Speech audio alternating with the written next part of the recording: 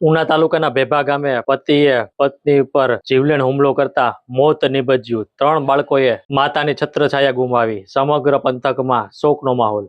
વૈષ્ણવજન તો તેને કહીએ જે પીડ પરાઈ જાનાને રે। ઉના તાલુકામાં છેલ્લા કેટલાક દિવસોથી કાયદો અને વ્યવસ્થાની સ્થિતિ કથળી રહી હોય તેવી ઘટનાઓ સામે આવી રહી છે। એના કારણે ઉના પોલીસની કામગીરી પર પણ સવાલો ઉઠી રહ્યા છે। થોડા દિવસ પહેલા જ ઉનાના સિમ્મર ગામે પતિએ પત્નીના ચારિત્ર્ય પર શંકા રાખી હત્યા નિપજાવી હતી, જ્યારે આજે ઉનાના ભેભા ગામે પણ પતિએ પત્નીની હત્યા નિપજાવી છે।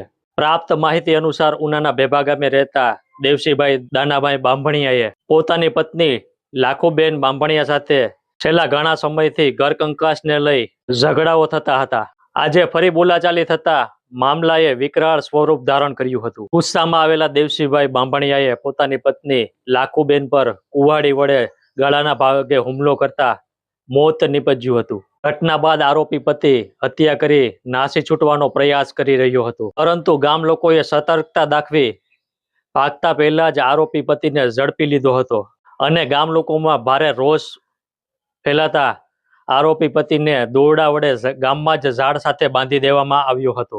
ઘટનાની જાણ થતાં જ પોલીસ તાત્કાલિક ભેભા ગામે દોડી આવી હતી અને ગામ લોકોના કબજામાં રહેલ આરોપીને પોતાના કબજામાં લઈ ધોરણસરની કાર્યવાહી હાથ ધરી હતી અને મૃતક લાખુબેનના મૃતદેહને ઉના સિવિલ હોસ્પિટલ ખાતે પીએમ અર્થે ખસેડવામાં આવ્યો હતો। આ બનાવને પગલે પરિવારમાં શોકનો માહોલ છવાઈ ગયો છે। મૃતક લાખુબેનના 2 દીકરા અને 1 દીકરીએ માતાની છત્રછાયા ગુમાવી છે અને પિતા જેલ હવાલે થયા છે। ઉલ્લેખનીય છે કે ઉના શહેરમાં છેલ્લા ઘણા સમયથી મારામારી, હત્યા, પથ્થરમારો સહિતની ઘટનાઓ સામે આવી રહી છે, ત્યારે પોલીસની કામગીરી પર પણ સવાલો ઉઠી રહ્યા છે, જેના કારણે કાયદો અને વ્યવસ્થાની સ્થિતિ અંગે લોકોમાં ચિંતા વ્યક્ત થઈ રહી છે। સતત બની રહેલી આવી ઘટનાઓને પગલે ઉના પોલીસ અને પીઆઈની કામગીરી પર પણ સવાલો ઊભા થઈ રહ્યા છે। સ્થાનિક લોકોમાં માંગ ઉઠી રહી છે કે આવી ઘટનાઓને રોકવા માટે પોલીસ દ્વારા કડક પગલાં લેવામાં આવે। આ બાબતને લઈ મૃતક મહિલાના ભાઈ તેમજ હત્યારા પતિના ભાઈ શું કહી રહ્યા છે, ચાલો સાંભળીએ। મારું નામ વાજા દેવસીભાઈ વીરાભાઈ છે અને ગામ મારું આકોલાળી છે। મારા બેનનો ઘરવાળો છે એ એમને કવાડીના ઘા મારી અને એને હત્યા કરી દીધી છે। તે મારી બેનને હું ખબર પૂછી રહ્યો હતો કે બેન મજા નથી, એમને તાવ આવતો હતો, એને ખબર પૂછી રહ્યો હતો। એ વખતે મારી બેનની નજર ન રહેતા એને ઓછાના કવાડીના 2 ઘા મારી અને મોતને ઘાટ મારી બેનને ઉતારી હતી। કવાડીના ઘા મારવાનું કારણ શું? તો એ 2 જણાને ડખો હાલતો હોય, એના ઘરવાળાએ 2 જણાનો તેને કવાડીના ઘા મારીને હત્યા કરી। તમને કેવી રીતે જાણ થઈ? મેં બેનભાઈ ફોનમાં વાત કરતા હતા, એ વેળા મેં પછી ફોન કપાઈ ગયો એટલે મેં ફરી પાછો ફોન કર્યો, ત્યારે એને જે મારા બેનનો ઘરવાળો છે એને કીધું કે મેં તારી બેનની હત્યા કરી નાખી છે। તમારા બેનને કેટલા સંતાનો? 2 દીકરાઓ છે અને 1 દીકરી છે। એમાં 1 દીકરો છે એને માનસિક બીમારી પણ છે। ઓકે, આ ભાઈ જે તમારા બનેવી છે એ શું કામ ધંધો કરતા હતા? એ બોટનો ધંધો કરતો હતો અને હમણાં આવીને રોજ ને રોજ હેરાન કરીને ઝઘડા કરતો હતો। મારું નામ પરેશભાઈ દાનાભાઈ બાંભણિયા, મારું ગામ ભેભા છે। વિગતમાં એવું હતું કે અમે વાડીએ રહીએ છીએ, બરોબર, તો અમે લોકો ખેતરમાં કામ કરતા હતા ને એ બંને જણા ઘેર હતા, બરોબર। એ બંને જણા વચ્ચે શું માથાકૂટ થઈને કઈ ખબર નહીં ને આવી ઘટના બની ગઈ। કેના વડે હુમલો કર્યો હતો? તો કવાડીથી હુમલો કર્યો હતો। પછી આ ભાઈ તમારા જે છે એ એને કઈ માનસિક બીમારી કે ના, થોડીક મગજની છે ને એને તકલીફ હતી થોડીક। હા, 3-4 દિવસથી થોડીક તકલીફ હતી ને મગજની।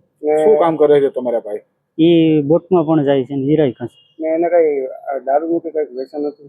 દારૂનું પેલા દારૂનું વ્યસન હતું, પણ હમણાં ક્યારેય 2-3 મહિનાથી કાંઈ પીતો જ નહીં દારૂ, કાંઈ વસ્તુ। 2 માણસ વચ્ચે કેટલા સમયથી ઝઘડો થતો?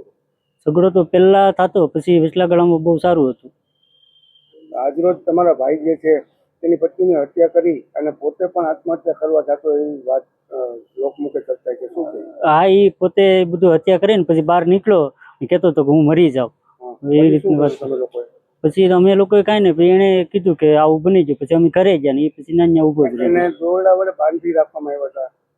તમારા ભાઈને દોરડાથી બાંધી દીધા હતા? હું? હા, બાંધી દીધા હતા દોરડાથી।